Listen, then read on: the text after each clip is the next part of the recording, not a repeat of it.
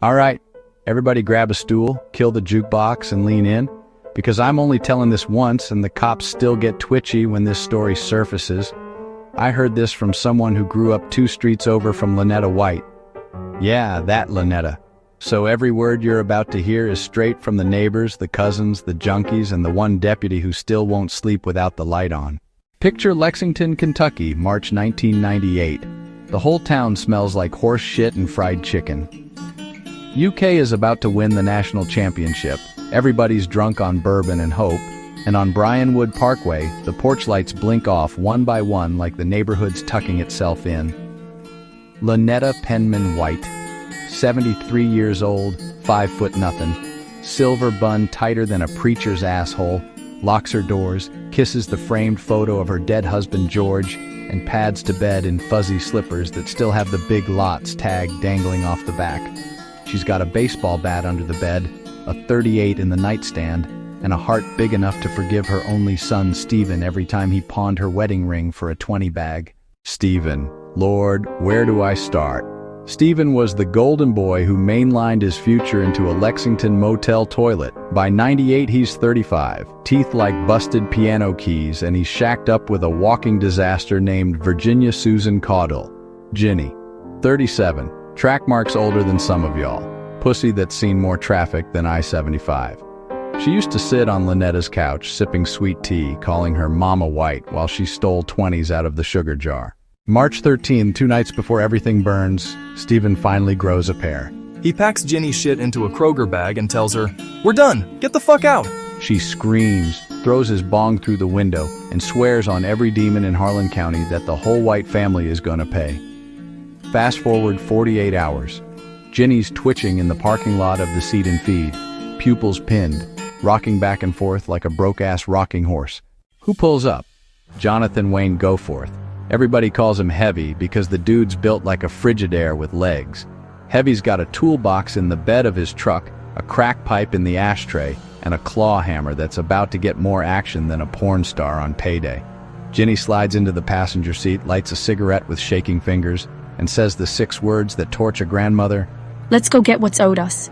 2:47 a.m., March 15th. Heavy kills the headlights 2 houses down. Cricket's so loud you can't hear your own heartbeat. Ginny walks up like she's delivering Avon, knocks 3 soft taps.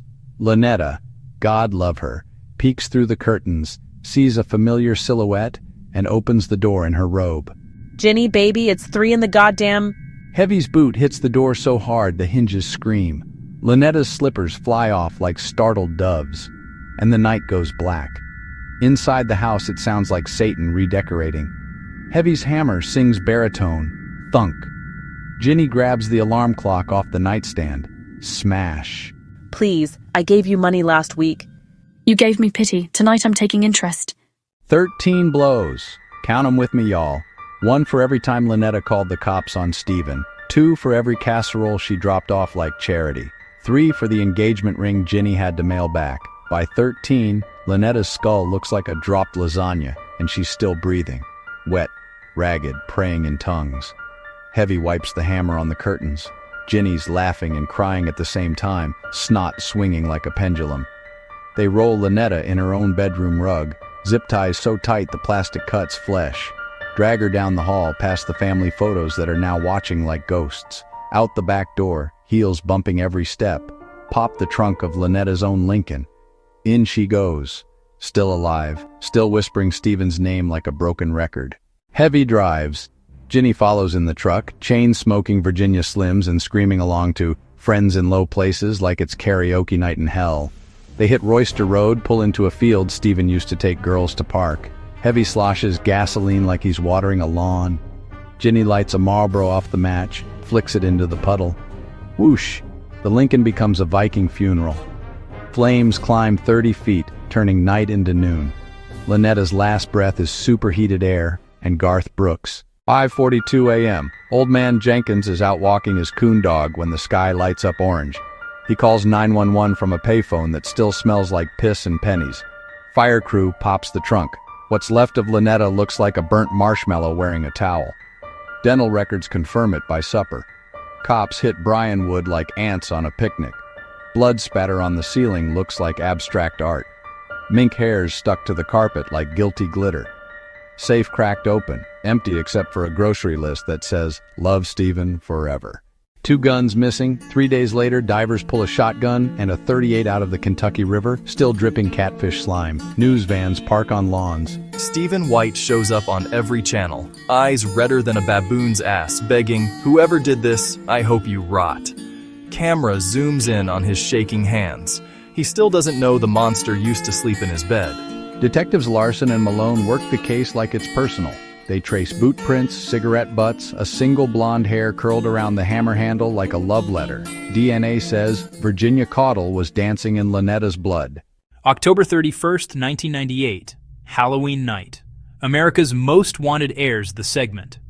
John Walsh's voice drops 2 octaves. These animals beat a grandmother to death for drug money. In a New Orleans holding cell, a hooker named Peaches looks up from her bologna sandwich and screams, "That's my old cellmate Kelly Lyons. She bragged about burning an old lady." Cops swarm. Ginny's real name tumbles out like loose change, extradited in leg irons, still wearing pumpkin earrings. Heavy gets nabbed 3 weeks later, passed out in a Waffle House stall with his dick in one hand and a needle in the other. He pisses himself when the SWAT team kicks the door. Interrogation room smells like bleach and regret. Ginny cries, blames Heavy. Heavy cries, blames Ginny. Both blame the crack rock. Tape rolls. Ginny, "She looked at me like I was trash." Heavy, "I just wanted one more hit." Detective, "You got 13. February 17th, 2000, Fayette County Courthouse. Jury's out 4 hours back in 2. Guilty, death for both. Ginny wails so loud the bailiff's ears bleed. Heavy, "Y'all can suck my last meal." Appeals drag 25 years. Heavy's tongue swells up like a rotten peach. Cancer. June 14th, 2025, he codes in the prison infirmary, still cuffed to the bed, still owing Lynetta an apology he'll never spit out. Ginny, still breathing. Kentucky's only woman on death row. Cell 212, Eddyville.